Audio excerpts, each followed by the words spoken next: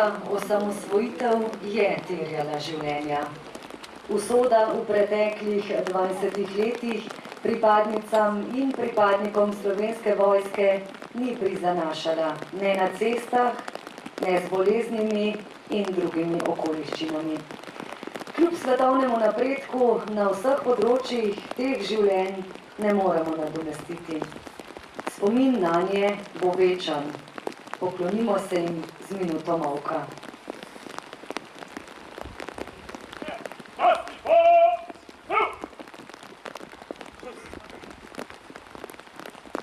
Slava jim! Spoštovani zbrani, dobrodošli na slovesnosti ob dnevu Slovenske vojske. Letos je posebno jubilejno leto, saj praznujemo 20-letnico delovanja vojske v samostojni Republiki Sloveniji. Veseli me, da je med nami veliko nekdanjih pripadnikov teritorialne obrambe, med njimi tudi iz 510. in 710. učnega centra, Zveze veteranov vojne za Slovenijo, manevrske strukture narodne zaščite, ter da nas lahko preko medijev spremljajo tudi pripadnice in pripadniki stalne in rezervne sestave Slovenske vojske, ki opravljajo vojaško službo v tujini. Danes smo zbrani tudi zaradi spomina na čas in dogodke ter izrazov spoštovanja ljudem, ki so jih ustvarjali. Zato je k trenutkom tišine za tiste pripadnike vojske in obrambnega sistema, ki ni več med nami, treba izreči vojaški pozdrav in zahvalo vsem, ki so svoja znanja in delovanje zastavili za varnost in obrambo domovine ali to delajo še danes.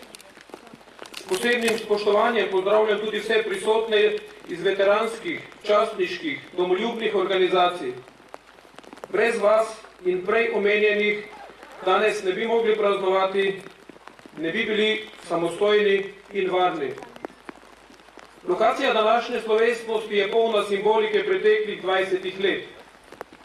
Cerklje imajo posebno mesto zaradi napada na letališče v vojni za samostojno Slovenijo 27. junija, prve prisege pripadnikov stalne sestave štabov teritorialne obrambe 20. novembra 1991, oblikovanja in delovanja 210. učnega centra TO in 24. oklepno mehaniziranega bataljona ali današnje brigade zračne obrambe in letalstva. Pa tudi zaradi tega, ker vojaško letališče Cerklje kaže na zanimivo razvojno pot in investicije v letališče in vojaško letalstvo. Ko govorimo o ponosni drži, ki jo je Slovenska vojska razvijala vseh 20 let, ne moremo mimo dejstva, da so bile soustvarjalke tega tudi naše sodelavke. Kaj nam bo povedala prva dama Slovenskega obrambnega ministrstva, doktorica Ljubica Jelušič, pa v nadaljevanju. Izvolite. Spoštovani predsednik Republike Slovenije in naš dragi vrhovni poveljnik obrambnih sil, dr. Danilo Turk, spoštovani predsednik Državnega sveta, magistr Blaž Kavčič, spoštovani poslanci in poslanke v Državnem zboru Republike Slovenije, spoštovani ministri v vladi Republike Slovenije, dragi pripadniki in pripadnice Slovenske vojske, tako doma kot v tujini, spoštovani državljani in državljanke. 15. maja 2011 imamo veliko razlogov za ponos na našo Slovensko vojsko, ki je gradila, ustvarjala tako našo domovino, kot tudi svojo pripravljenost na obrambo domovine v preteklih 20 letih njene samostojnosti. Ta naš ponos je viden v zaupanju, v zelo velikem zaupanju slovenske javnosti v naše vojake in vojakinje in je viden tudi v visokem ugledu, ki ga uživajo pripadniki in pripadnice Slovenske vojske, tako doma kot v tujini pa med zavezniškimi silami in tudi v državah, kjer služijo miru. In sicer med vsemi vojskami in med civilnim prebivalstvom, za katerih varnost in mir so zadolženi. Temu zaupanju in ugledu so pripomogli vsi ministri v preteklih vladah Republike Slovenije. Temu ponosu in zaupanju in ugledu so pripomogli vsi načelniki generalštaba Slovenske vojske. Največ pa so k temu pripomogli in ste pripomogli pripadniki in pripadnice Slovenske vojske. Toda vse te vaše moči in tega prepričanja vase ne bi bilo, če ne bi imeli ob sebi slovenske javnosti, naših državljanov in državljank, vseh tistih, ki vedo, da je država suverena, samostojna in močna takrat, ko ima svojo lastno, dobro usposobljeno, visoko profesionalno vojsko, Slovensko vojsko. To zaupanje ne nastane naenkrat.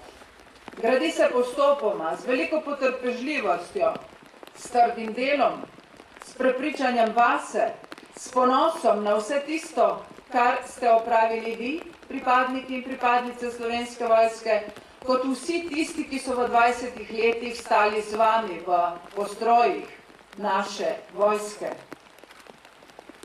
To zavedanje, da je zaupanje mogoče doseči postopoma, s trdim delom, je lekcija, ki jo moramo sprejeti vsi mi, ki danes v politiki včasih omahujemo in se sprašujemo. Pri vas je odgovor na to, kako se lotiti dela in kako je treba z trdim, vztrajnim, skromnim in potrpežljivim delom skrbeti za varnost, mir in srečo drugih.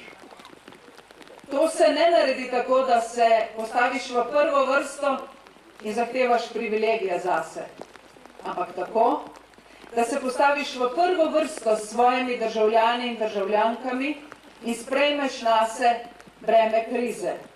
In si kljub temu tovariški, solidaren, dober in skrben do vseh ljudi v stiski in do vseh naših državljanov in državljank. Pa ne samo naših, ampak tudi tistih po svetu, ki so najbolj pomoči potrebni. Te vrednote, ta solidarnost, tovarištvo, skrbnost in trdnost so vrednote, ki smo jih in ki ste jih nasledili od naših borcev iz preteklosti.